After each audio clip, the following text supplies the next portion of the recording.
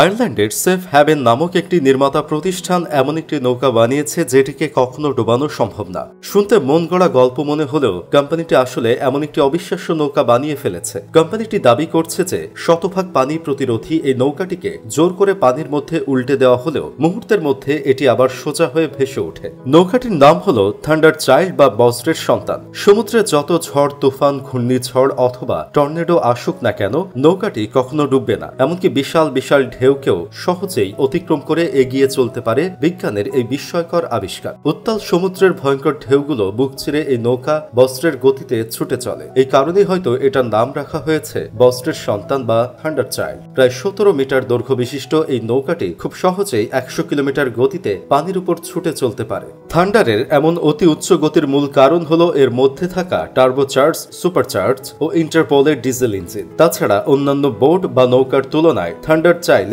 Design কিছুটা ভিন্ন।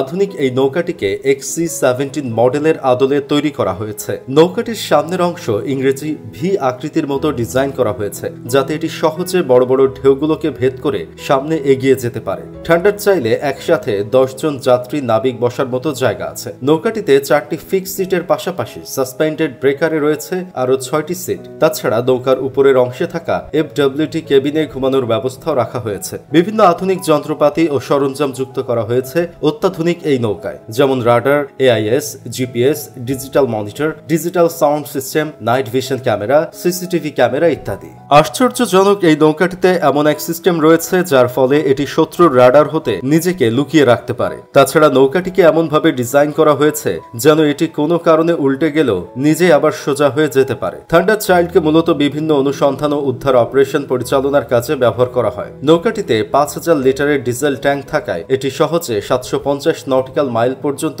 সমুদ্র পাড়ি দিতে সক্ষম। তাছাড়া নৌকাটিকে প্রয়োজন মতো বিভিন্ন অস্ত্র অথবা সেন্সর দিয়ে সজ্জিত করার সুযোগ আছে। থান্ডার চাইল্ড খুবই শক্তিশালী, সুরক্ষিত ও বহুমুখী একটি নৌকা হওয়ার ফলে নৌবাহিনী অথবা আইন প্রয়োগকারী সংস্থার জন্য এটি হলো এক যুগান্তকারী আবিষ্কার। বিশেষ করে রেস্কিউ অপারেশন পরিচালনার ক্ষেত্রে অদ্ভুত এই নৌকাটির জুড়ি মেলা ভার। তবে এখন প্রশ্ন হলো, থান্ডার চাইল্ড নৌকাটি কি আসলে কখনো পানিতে ডুবে না? যুগে যুগে বহু প্রতিষ্ঠান তাদের নৌকাকে পানিতে ডুবে না বলে দাবি করলেও পরবর্তীতে ঠিকই সেগুলো পানিতে ডুবে গিয়েছে, যার সবচেয়ে বড় উদাহরণ হলো টাইটানিক। তৎকালীন সময়ে মালিক পক্ষ দাবি করেছিল যে স্বয়ং সৃষ্টিকর্তাও এই জাহাজকে ডুবাতে পারে না। তবে টাইটানিক নিজের প্রথম যাত্রাতেই আটলান্টিকের শীতল পানিতে তলিয়ে গিয়েছিল। আসলে কোনো নৌকা শতভাগ পানি প্রতিরোধী হিসাবে তৈরি করা সম্ভব না।